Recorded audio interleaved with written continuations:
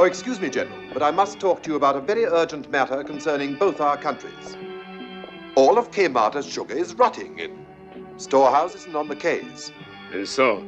But only a commercial agreement between us can change this situation. And so? The temporary government no longer exists. With whom can I negotiate? Who will sign this agreement? I was advised to ask you. Who advised it? I did. I told him. And not even England can wait forever. But not only England buys the sugar. No, and not only Quemada sells it. Not to mention the fact that in Europe they're already extracting it from sugar beet. Did you know that, General? And what if Quemada were not to sell any more sugar? How would these people live? You can't delay your decision, General. Competition's getting stronger every day. Are you familiar with the latest raw sugar market quotation? 10 and 11 raw sugars, which up to a month ago were quoted at 7 5/8 to 8 cents a pound, at the last opening had no price. The refined of 8 1/4, 3/4, down by a half, more or less. Number 12, current category. Opened without firmness. Refined polarized at 96 degrees, and lot 60 aren't even quoted at the opening. That's enough. Get out. But, General. Leave me alone. Everything seems quite clear. I'm particularly good at convincing my people, and you, sir, have all the necessary qualities of a responsible head of state. Go away! And stay away! Ramon, clear the whites out. All of them. Fora na rua. Fora, vamos. Toque para fora. Rua. Vamos já. Fora. Olha vocês aqui a cavalo. Vai embora. Acabou com vocês aí. Vai embora. Todo mundo aí. Não quero ver mais ninguém aí. Vamos. Ainda estão aí. Vai embora. Rua. Who'll govern your island, Jose? Who'll run your industries?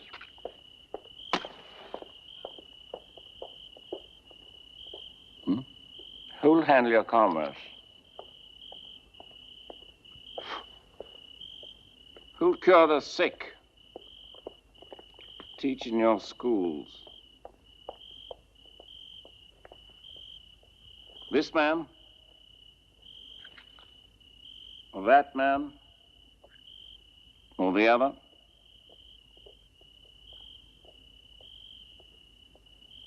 Civilization is not a simple matter, Jose. You cannot learn its secrets overnight. Today's civilization belongs to the white man, and you must learn to use it. Without it, you cannot go forward.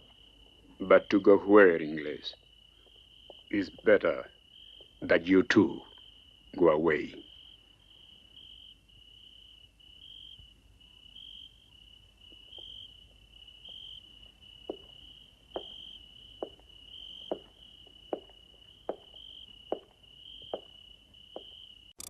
As Haiti continues to emerge from the rubble of the 2010 earthquake, investors are pouring money into their country. The latest initiative is an international project worth $225 million. A planned industrialized park is expected to create 20,000 jobs, with workers receiving a salary of $5 per day, Haiti's minimum wage. Now, an exclusive investigation, however, by the organization Haiti Grassroots Watch paints a bleaker picture. The group has published material alleging foreign investors are building factories where workers are paid sweatshop salaries. They claim it also means there'll be a massive population influx into the area, creating pressure on the water resources and a loss of agricultural land. Joining us now via Skype in Port-au-Prince is Yannick Etienne, spokeswoman for Bataille Ouvrière, a Haitian labor union. Welcome, Yannick, to the stream. Oh, welcome. Thank you for inviting me to your show.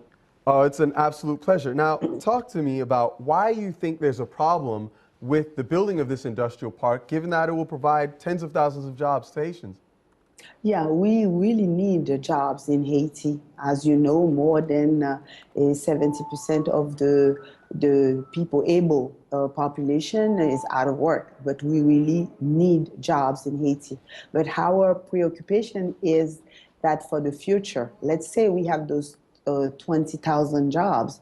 But we're talking about unskilled jobs. We're talking about jobs that will last for about 4 or 5 years, and then with people who have not been educated. Most of them are from rural areas. So the question is this kind of model that they are putting at work right now. That is our main preoccupation. What would be for the future? Let's say on short term, yes, many people will come to work, our second preoccupation is the fact that the jobs are not decent. As you know, like the agenda, decent work means that the workers should have a decent salary, and $5 per day, it's not a decent salary. So Yannick, I actually want to press on that very point, because in our research we found that, yes, $5 a day is the minimum wage in Haiti, but that the minimum wage for factory workers is $3.75, so that people working in these factories would actually be having a more than a 30% increase over the traditional minimum wage for factory workers. Yeah, that's what you said. But the question is concerning Haiti, there are two aspects of the minimum wage. If there's the legal minimum wage for people working in factories, in those assembling plants, are 150 gourds. But if you are working on piece rate, it should be 250 gourds, meaning that will be the $5 that we're talking about. When you think that the workers spend about 70% on its wage per day, let's say you get 150 gourds, you spend 100 gourds for transportation and food, in the morning, at noon, and then when you go back home, you only have 50 gourds. And if you have 2 kids and probably one of your parents, close parent, it could be your mother or uncle or a brother, is staying at your house, in the household, meaning that what you're going to do with 50 gourds, you already spent 100 out of it. So your argument then is that basically it's still not enough. Now, I want to get some comment from our community, actually, and we have an interesting, a series of them. Yeah, we have actually a tweet coming in from Sebastian Walker, who actually works for Al Jazeera. He's a correspondent, and he says not only factories, but 173-room Marriott is coming soon to Haiti, but he's questioning, saying anything for Haiti's 600,000 still living in tents, trying to highlight the disparity between the development. We also have a question from Kirk Mason, who is characterizing the these kinds of initiatives as disaster capitalism. Let's listen in. The parallel I see between the idea of an industrial park in Haiti and Naomi Klein's shock doctrine is that we're seeing an opportunity here to use a natural disaster to completely remake and reshape the economic infrastructure in a way that's more amenable to capitalist interests, particularly Western capitalist interests.